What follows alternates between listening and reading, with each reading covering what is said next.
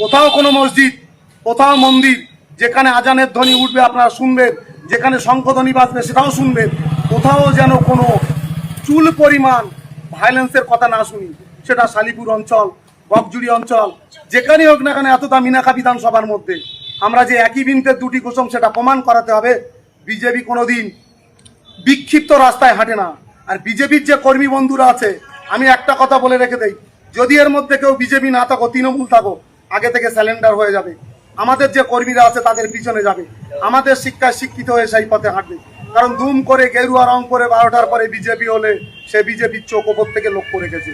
কারণ আমরা কাউকে ক্ষমা করব না। বিজেপি যারা করে এসেছে তাদের আগে অক্সিজেন দেন, তারপর বিজেপি হবে।